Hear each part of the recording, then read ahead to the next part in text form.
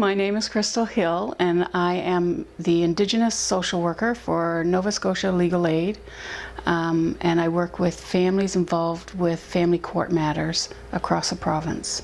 My connection with mental health is from a very young age. I watched my mother struggle with her own mental health, and she was diagnosed with clinical depression and was treated for that for many years. However, she self-treated as well through the use of alcohol, and that was very detrimental to her well-being because, as most of us know, alcohol is a depressant, and if you're treating depression with alcohol, it kind of defeats the purpose of any medication that she may have been taking. Anyway, as a child, I didn't really understand that. But I do know that at one point, I was probably in grade 4 or 5, my grandmother was admitted to the hospital with a heart condition. And I remember going to visit her, and there were flowers and cards all around the hospital. And when she came home from the hospital, well-wishers came by and brought her casseroles and sandwiches and checked in with her quite regularly. Around the same time, maybe later that year or maybe even the next year, my mother had what they call a nervous breakdown, and she went to a psychiatric hospital in Waterville. I lived in the Annapolis Valley at the time, and when I went to visit my mother at that hospital, she was working on crafts and stuff, and she didn't, there were no flowers, there were no cards. It was a stark difference from her hospital room to where my grandmother was previously. And when she came home, nobody checked on her, nobody brought casseroles, nobody expressed an interest if she was doing okay. It was like, from a little kid's perspective, it was like some aliens abducted my mother and took her away for a number of weeks and then plopped her back down into our life, and we carried on as if it didn't happen.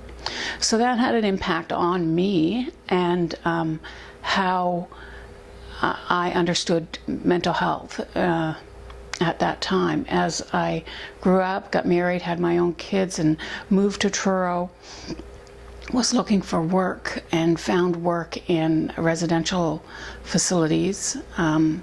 Ended up working at the Canadian Mental Health Association on a casual basis while I worked on a social work degree.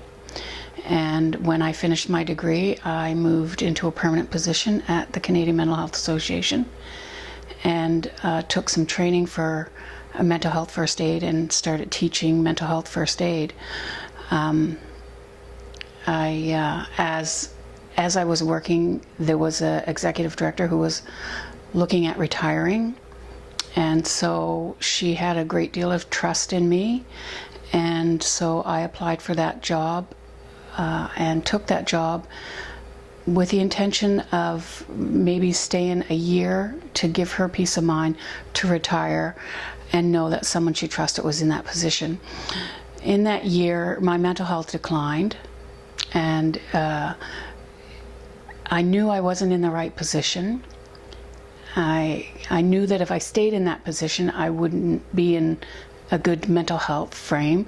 I know all the warning signs because I teach about mental health first aid, so I could tell when I wasn't sleeping at night, when my head wouldn't stop, that I was being affected in a negative way, and I knew it was because I was in the wrong job.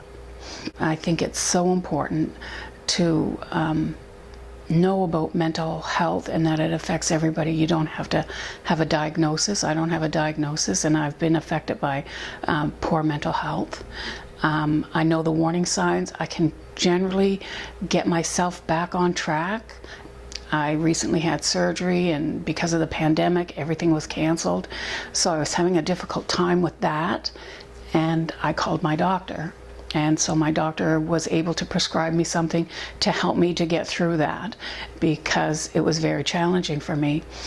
I'm also married to somebody who is diagnosed with bipolar disorder, who's been stable for many, many years, still has down days, but overall has a pretty darn good health. And so he's my confidant when I'm struggling with my mental health. So I can talk to him about it anytime. And I can't say anything without mentioning the benefit of getting together with girlfriends. I got a cottage getaway coming up real soon, and that's always good for my mental health, along with sewing and crafting and photographing and spending time with my grandbabies. I have a new grandbaby in town, so that's makes me happy too. Well, I support mental health initiatives because I think it's so important for people to recognize that everybody is affected by mental health. When I first started teaching mental health first aid, one of the questions in there was, who has mental health? And very early in those days, that was back in 2007, many people wouldn't put their hand up. A couple of people would, but most people didn't. And so now when I teach mental health, I'm happy to say, because of awareness and programs like what CMHA does and other organizations around increasing awareness around mental health, when I teach mental health first aid now and I ask who has mental health, invariably everybody knows that we all have mental health. So we have come a long way. Everybody recognizes that we all have mental health. That shows me that mental health is nothing to be embarrassed about, that we all have it. Sometimes it's good, sometimes it's bad, sometimes it's just kind of mediocre. But we all have it at different stages in our life. It's bad, and depending on what's going on, how we're feeling, or if we have an illness, all of those things affect it. And so supporting mental health initiatives is important to continue to eradicate the stigma that's associated with mental illnesses, because still, in spite of all that, there is stigma associated with it. People say, oh, poor person, they have a mental illness. But people with mental illness can work, can contribute, can have families, can do a lot of things, even with the mental illness. The key is to better understanding, self-awareness, know what triggers you, know when you need to reach out, know when you need to call your doctor, know when you need to just call your best friend and talk. And so these initiatives, I think, are making a difference.